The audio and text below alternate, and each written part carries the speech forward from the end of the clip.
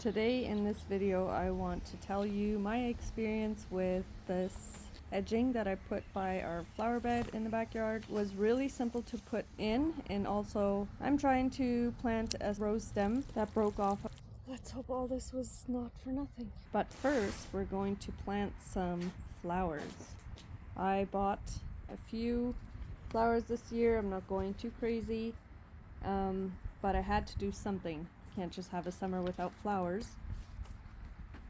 I only planted 3 plants in this big pot, hoping that the 2 of them would really spread out and hang over the edge. So that is why I only did 3 big plants for this big pot here. I like to use the Miracle Growth, or is it called Miracle Grow? I'm not sure now. Anyway, the topsoil that you see there in the yellow bag, I believe when I use that, the plants, they get the fertilizer they need and they just do much better than without. The colors I chose for the flowers this year were pink, white, and purple. I do not know what kind of plants they are. I like to mix it up and do different things each year. But yeah, so therefore I do not know what the names of them are. I just really liked the design of the white with the pink. I'll show you a close-up here a little bit later. And I tried to just use the same pots every year so that there's not an extra cost there. There's nothing wrong with them. They still look fine. This orange one, I like the distressed look, so that's why I didn't repaint it or anything. To some of you it might look worn or old, but I prefer this rustic look, if you can call it that. Not sure if you noticed, but I try to always tear the roots apart at least once, but just before I put the plant into the ground.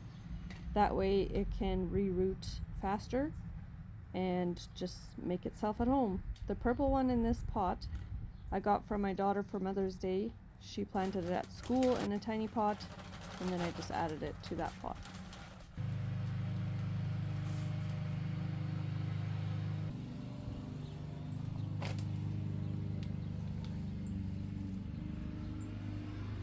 Here you can see the close-up of the beautiful design. Half pink and half white, with some pink streaks on the white area. And these cute little purple and white are pretty nice too. I feel like I don't need to explain myself, but I'm going to anyways. The reason why our grass is so long is because my husband seeded some just over top the grass already growing, and then you can't cut it until it's a longer length, just because you don't want to ruin the new seedlings. And yeah, so that's why it was actually pretty satisfying to mow the lawn when it was that tall.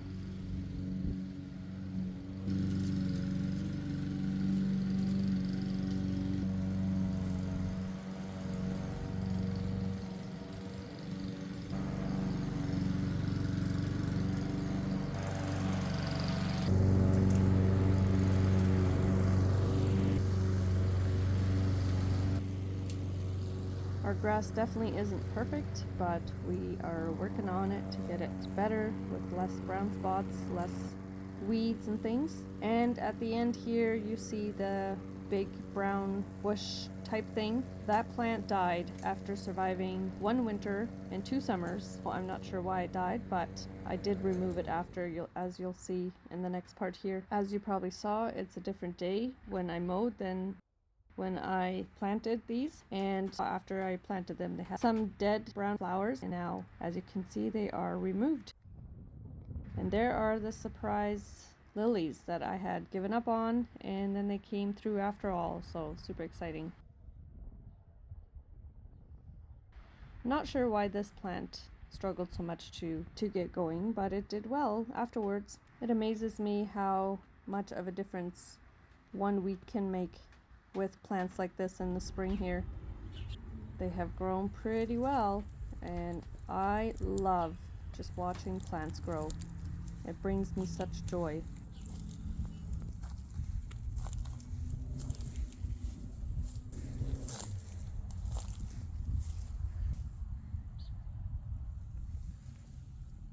I tried to see if the branches that I had cut off from our apple tree and from our tree in the front yard would grow, but sadly they just died.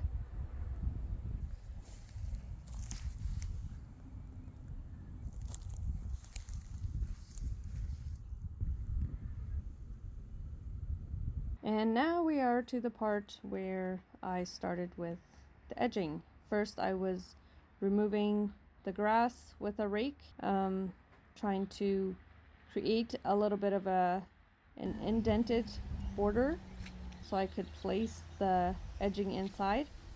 And then, as you can see, the black fabric there laying on the side, I just had to tuck that in later, and I used the rocks to guide me with curving it a little bit. I would say this stretch probably took me less than an hour.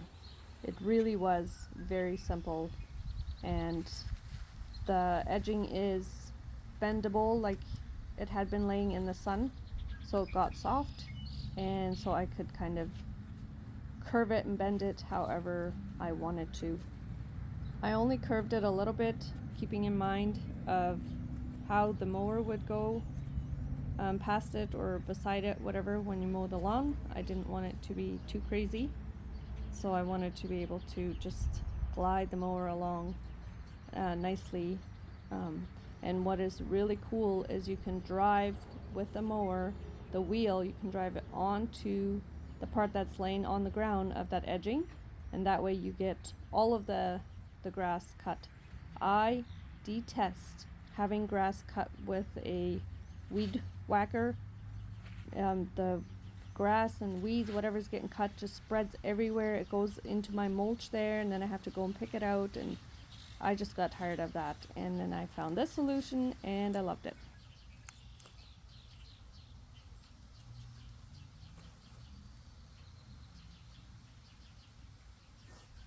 As you can see here, first I tried with a mallet, sorry.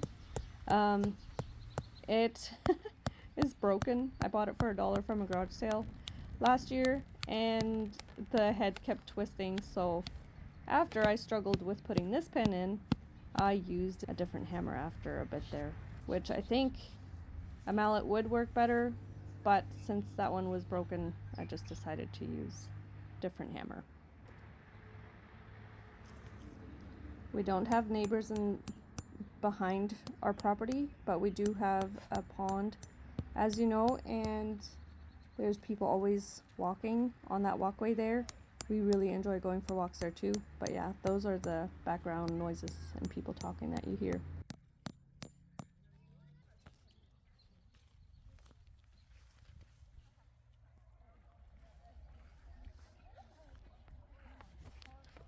Look at that, now it just needs cleaning up and filling with mulch. And also that box needs to be removed so I can continue it. I absolutely love this flower. I am so amazed every time when it blooms, just so gorgeous, but I still don't know the name of it.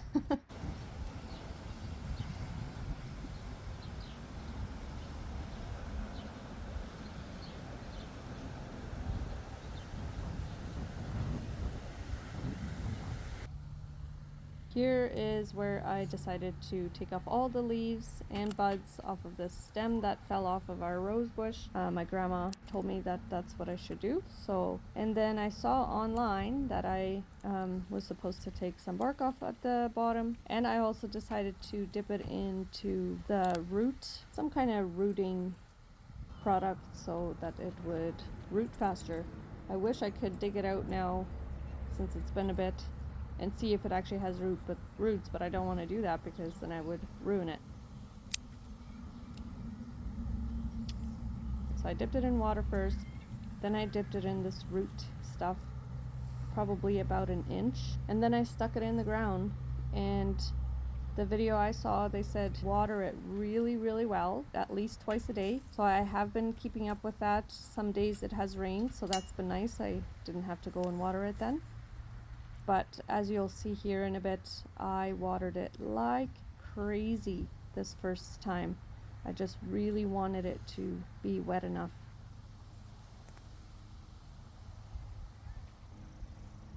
I have never done something like this before. I just saw videos online on how to do this, and hopefully I did everything right. Hopefully it was healthy enough, because it had been in that cup for over a week. But yeah, I guess an experiment. Here we go, see how it goes.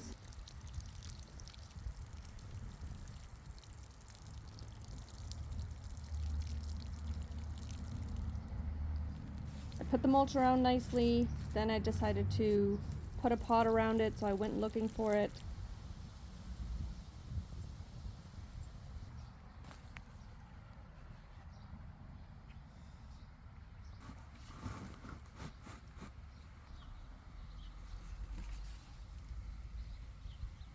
And then I had to remove the mulch so that the pail could sit nicer.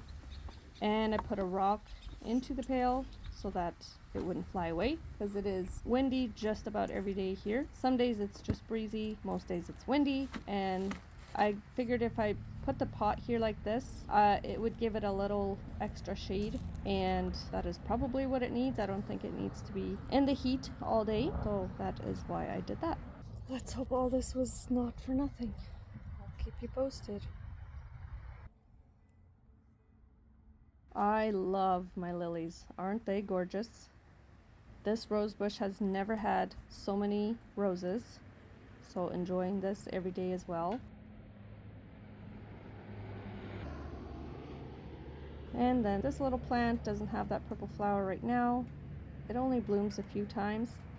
Here, someone decided to peek through afterwards yet too. It's another plant from last year. And there you see the fern that I replaced that dead bush with. My parents actually dropped that fern off, so perfect spot to put it. Also enjoying my hostas and can't wait to see what the blooms will look like this year. So this is our third summer, I think. Actually, fourth summer here at this place. The longest we've ever lived at one place since we've been married. And I'm amazed at how much the plants have grown. This apple tree was just a tiny bush when we moved in, and now it has apples, which is great. I don't know if they'll grow bigger or not. I tried to cut some out so that they had more room. There's another flower that wintered through from last year, and my strawberries I had to cover up because the birds were eating them, and then also the slugs were getting at them. But now we've actually been able to harvest a few handfuls, so that they've been really delicious. So far the rose stem, rose bush, I don't know what to call it, is doing good, so let's hope it will. This is actually the bush that the stem broke off of. It was the longest stem that had grown just this year, and it was so gorgeous, so I was super sad when it broke off. That's why I'm trying to revive it or save it.